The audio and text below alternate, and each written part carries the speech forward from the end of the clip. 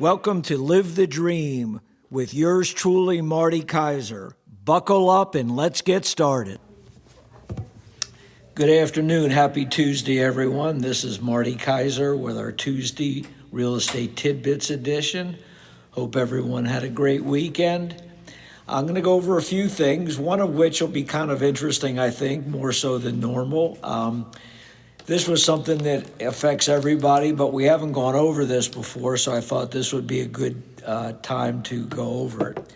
So what I was going to go over is AI and basically discuss it relative to real estate. Obviously, AI is in all sectors of life now, and it's still somewhat in its infancy, but growing exponentially.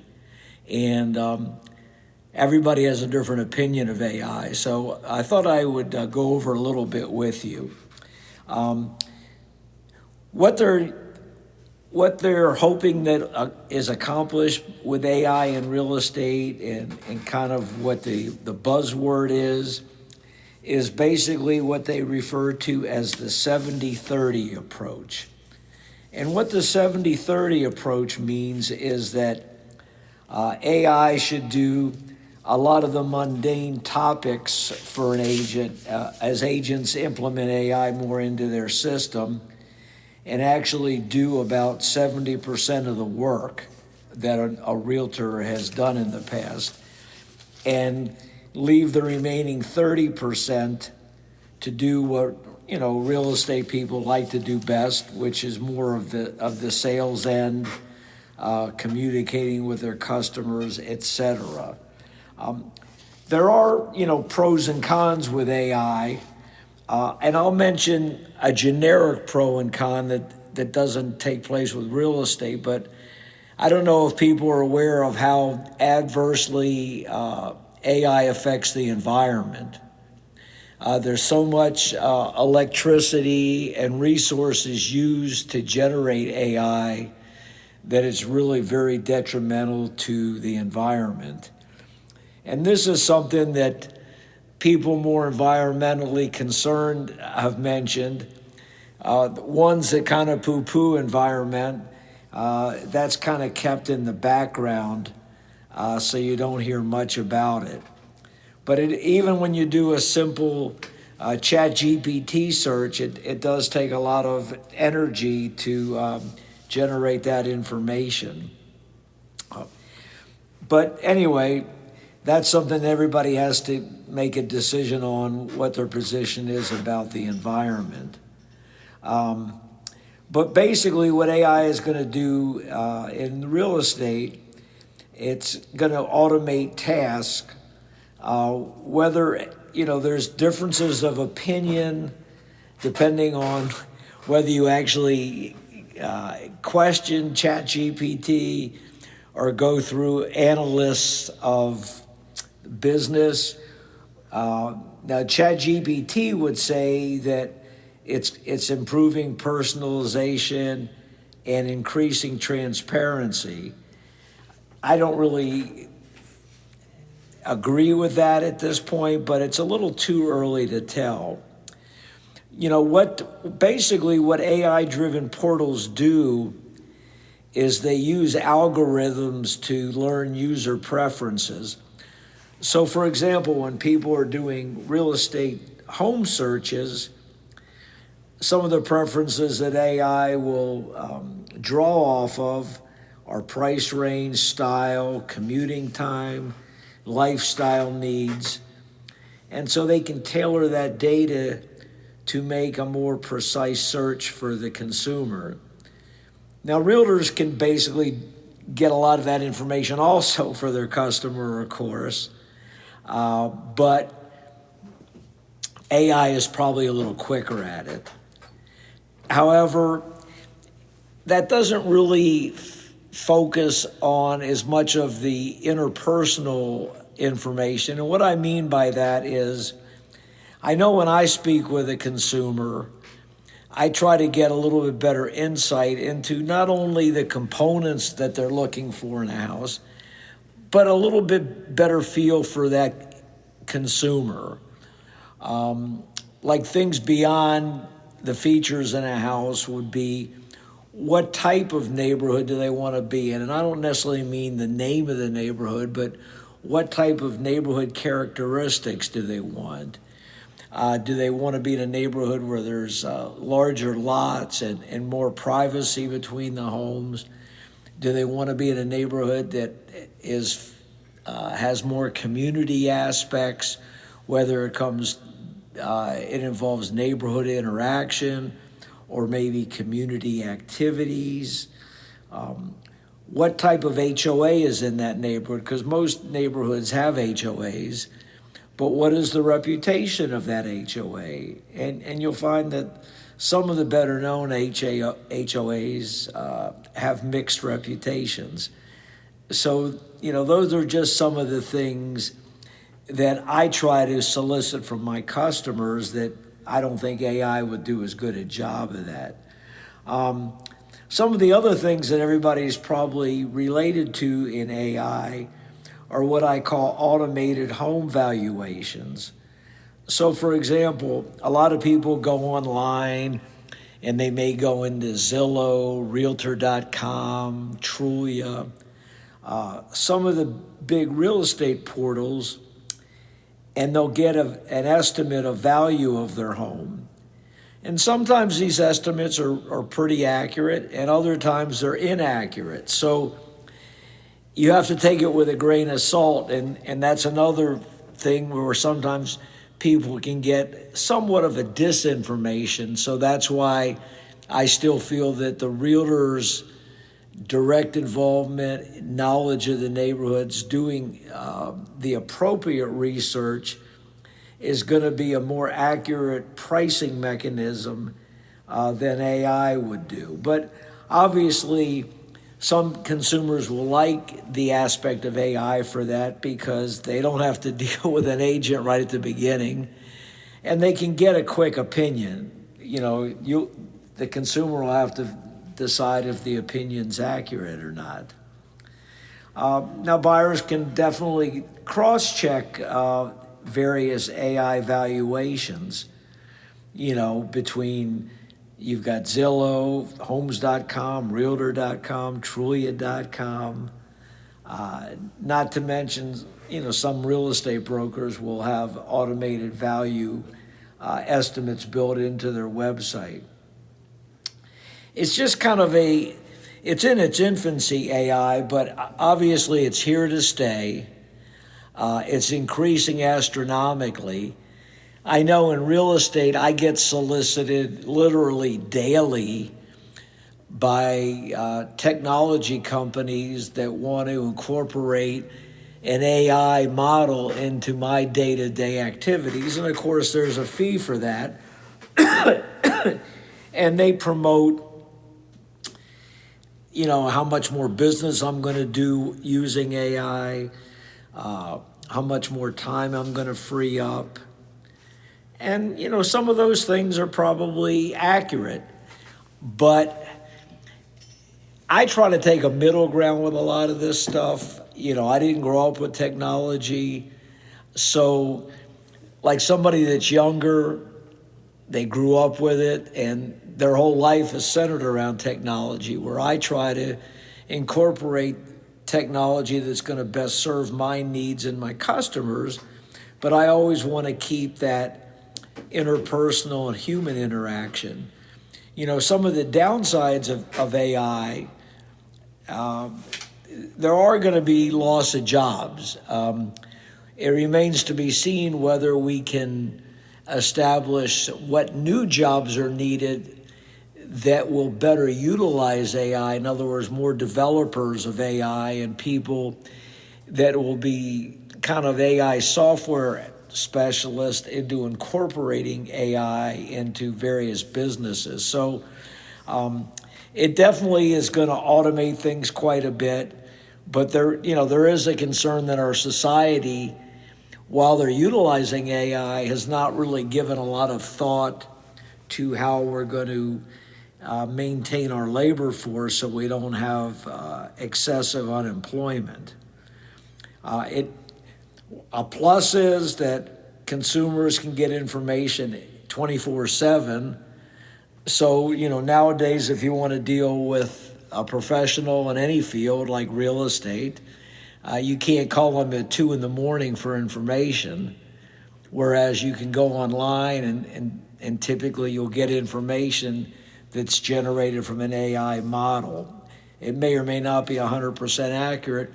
One of the experiments they've done recently is they've done surveys of different AI models, and they're not all giving out the same information. Some of them are far less accurate than others. So you also have to take that with a little bit of a grain of salt. When it comes to verifying things, for example, if I had a sales contract and I wanted AI to proofread it, they could certainly come up with spelling errors, grammatical errors. They could see if we were missing information. They could also probably determine in most cases if the forms that we're using are complete and they comply with all the legal regulations. That being said, even if I use that as an aid, I'm still going to want to ultimately check everything myself because I'm more of a hands-on person. And not only for my own peace of mind, but if somebody's employing me to do a service for them, and real estate obviously is an important service, and there's a lot of monetary value relating to the consumer, I want to be the final decision maker. So I will incorporate AI as a tool to assist me, but I'm not going to use it as an end-all. And that's me. I feel strongly about that. Now, some of the potential downsides for AI, sometimes consumers are not aware that AI is being used in their query, and also they're giving information out of the consumer's preferences. So they might get solicited from different businesses that they don't want to be solicited from. Now, when it comes to real estate, AI could possibly favor certain neighborhoods or demographics, and that might prompt fair housing violations, what we call steering. And I know this is one of the concerns that's been brought up recently from Zillow's recent linkage with ChatGPT. As I mentioned, automatic value models are frequently not accurate because maybe the market's volatile and they didn't keep up with that, or maybe the market's unique. AI-generated photos or videos can misrepresent things. As you've all read about, there's so much fraudulent videos that are online now. Some of them you can tell are AI-generated, but some of the ones that are really top level are not AI-generated. Suffice it to say, AI is a very complex issue. There's no easy answer. I think the only thing we can all agree on is that AI is here to stay. And unfortunately, the genie's been let out of the bottle. And what I mean by that is AI is prevalent enough and it's on such a growth pattern that the government oversight is going to be hard to do, because the government has really, we're a very reactive society, especially when it comes to governmental regulation. And even though there's been lip service about AI, the government really hasn't done much about it. I think the fear is, as videos get better and better, you won't know who said what's truthful, what's not truthful. When you get into political campaigns, there's just a lot of potential for abuse. We've already seen that in the form of some AI memes. I mean, at least there you're sort of able to tell that they're AI generated, but they're getting better at it, and it's just a matter of time before one really won't know what's true and what's false. There's already so much mistrust of the mainstream media that, once AI becomes such a hit or miss thing about knowing what's truthful and what's not truthful, it's just going to be something that we're going to have to keep a close eye on, and that's going to be a scary thing. From an agent standpoint, they just need to make sure, especially newer agents, that they don't over-rely on AI or automation, because it can erode their skills and capabilities, and it'll reduce the client experience. So anyway, that's a little bit about AI. The next interesting category I wanted to go over, of which I went over this a little bit a few weeks ago, but it came to mind as we get a little bit more into the analysis of this, is the recent merger and acquisition that are still waiting for government approval of Compass purchasing the Anywhere organization. And just to review a little bit with everybody to refresh them, Compass is a very big real estate company that's been in existence around 10 plus years. And they're noted for being kind of a maverick in the business and very high-tech oriented. And they've grown a lot. So their acquisition of Anywhere includes a lot of the major brands that Anywhere owns. For example, Better Homes and Garden Real Estate, Century 21, Coldwell Banker, Corcoran, ERA, Sotheby's International Realty, and Christie's Auction House are the main brands that Anywhere owns, and they're all large national entities. So assuming that this acquisition goes through, it's going to give Anywhere control of a lot of agents. I guess the data that I read said Anywhere would be controlling somewhere around 300,000 agents. So that's going to be a large percentage of the licensed agents in the United States. And it's going to give them a lot of clout. Do I personally think that's a good thing or not? I have very mixed feelings about it. If I had to give you my own gut feeling, I don't think it's a good thing, because the expectation is, assuming that merger goes through, then you're going to see other merger and acquisitions go through in real estate, because there's going to be more of an emphasis on the rich will get richer and the poor will either get taken over or phase out of the business, and that strength in numbers is going to be quite important, not only in terms of agent count, but just resources and clout in the industry. The bigger you are, the more of a footprint you can potentially make. The downsides are you potentially are going to lose a lot of that interpersonal business. You're going to be more corporate driven.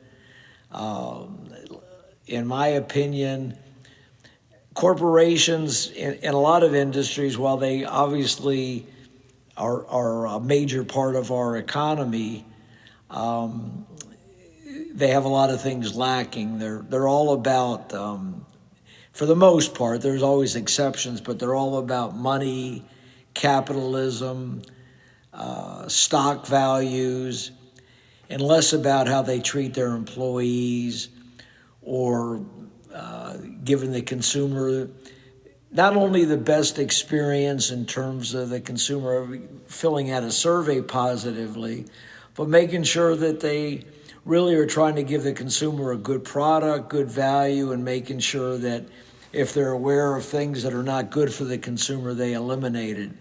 I think the perception from a lot of people, myself included, is that when negative things are found out, most companies try to put them underground or hide them, and they're not really as concerned. Look about our medical and our food industry, how processed foods are causing all these health problems, and how our medical industry doesn't stay up with the advancements, in the sense that there's a lot of tests that they can do on people to predict some of the ailments that they're going to have, and maybe they could be proactive in trying to do things before they get these ailments. But because there's a cost with these, what I call proactive testing, most of them are not covered by insurance, and the average consumer can't afford them. I think medicine right now we're too dependent on medicines, basically, whether it's pills, antibiotics, whatever the case may be. And they utilize their medical analysis more to kind of minimize the symptoms as opposed to creating a better quality of life for people in terms of how can they avoid getting a lot of these ailments. Because sure, there's a percentage in the minority of genetic-based things that maybe you wouldn't have a lot of ability to not get those, but there's a lot of things that are lifestyle driven. A lot of that's from the unhealthy diets we eat, the kind of quality of food that a lot of these manufacturers are providing us, the lack of affordable health insurance, the lack of insurance companies paying for things that could help people's health. When you think about how many of our citizens now have major anxiety, they have inflammation, they have obesity. All these things contribute to a lower quality of life for people. And so this is where the lack of personalization and the emphasis on profitability, and I know I deviated a little bit off the real estate course, but why my concern is as we get larger and larger in the real estate industry. I think I mentioned my bias is I'm not a big corporate person. I don't like all the finite rules and the lack of autonomy.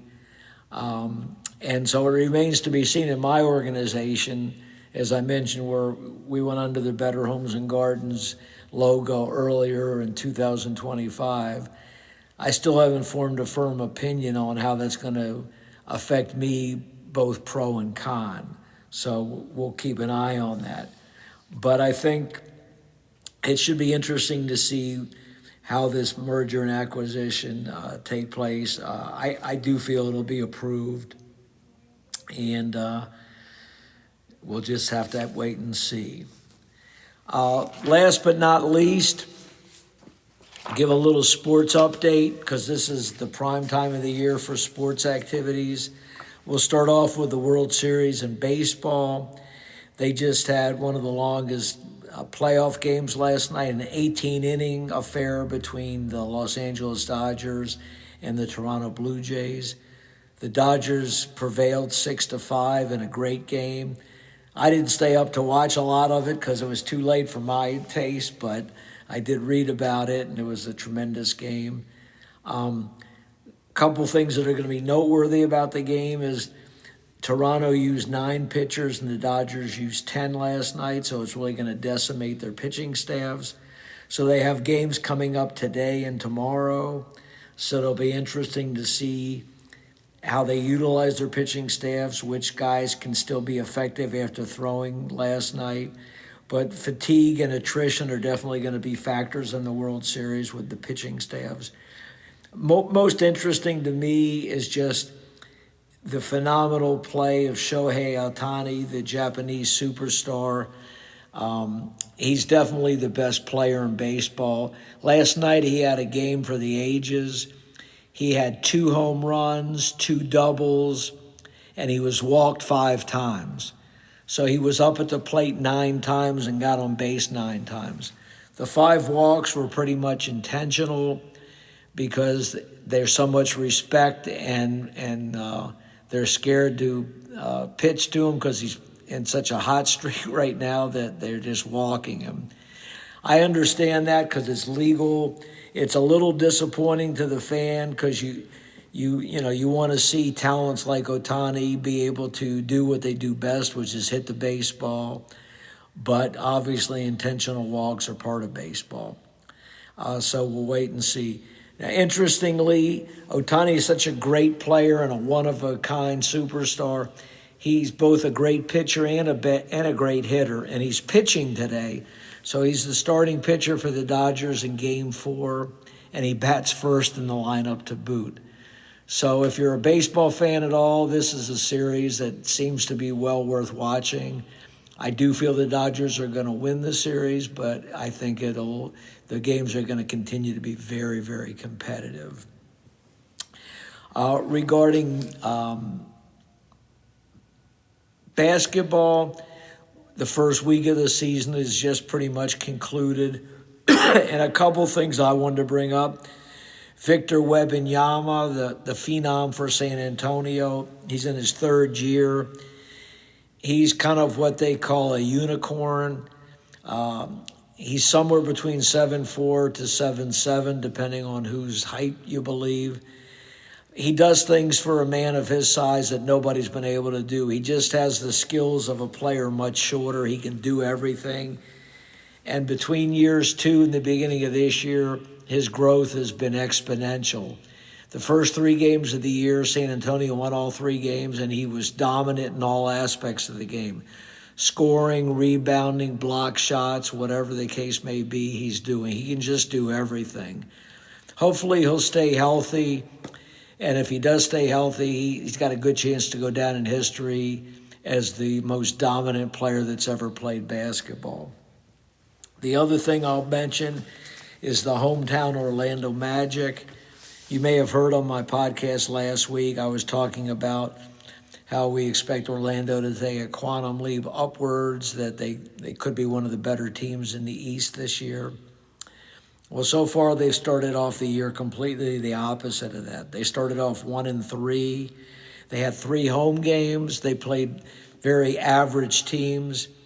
And so far their performance has been extremely poor and disappointing. They've pretty much suffered in all aspects of the game: defense, inconsistent scoring. Very disappointing. It's a little early to hit the panic button, but it's definitely reason for pause. If they don't have a turnaround this year, I think it's fair to question their coaching and their management, because they made a big acquisition in the offseason getting Desmond Bane, which he's a really good player, but they gave up a lot of future draft capital to get him. So if they don't improve much, that deal is not going to be too positive. And then where is the growth from within? You know, this team has had really choice drafts over the past few years, and it doesn't seem like their younger players are growing the way that you would expect them to. So if that trend continues, is it because the wrong players were drafted, meaning that their upper management didn't do a very good job at talent evaluation? Or is it that their coaching staff has done a poor job of developing these young players? It's kind of a mixture of both of those things in general, because when you get a young player, they're not the finished product. So part of their growth is up to their own work ethic, and part of their growth is up to the coaching staff to have a plan of attack to improve their skill set and just make them better professionals. So we'll wait and see, but I am, as an Orlando Magic fan, concerned about this. That's all for today. Let's have our thoughts and prayers for the folks that are living in Jamaica. That hurricane's going to hit today, full bore. It's a Category 5. They're talking about winds of up to 175 plus miles an hour. The damage they're prognosticating is just too hard to fathom. 17-inch waves, mudslides. It could decimate the infrastructure for years there. You know, and that's a society that is kind of the haves and the have-nots, so a lot of their basic services are not really great there. And the government is admittedly not going to be able to overcome all these challenges without a lot of worldwide help. And even with the help, it's going to take years. And they're so dependent on tourist business that that's really going to impact their tourist business also. Let's hope, too, that they keep their fatalities to a minimum. A lot of people, from what I heard on the news, are staying put. So obviously there's a lot of concern for how everybody makes out with this. But anyway, let's have our best thoughts. Florida was spared with this one, it appears. So knock on wood, we've been very lucky in 2025. We haven't had any significant hurricanes that have impacted us up to this point. And we've got about another month of the hurricane season left, so hopefully we'll avoid everything. So that's all for today. Everybody stay healthy, and that's prayers and thoughts again. And this is Marty Kaiser out.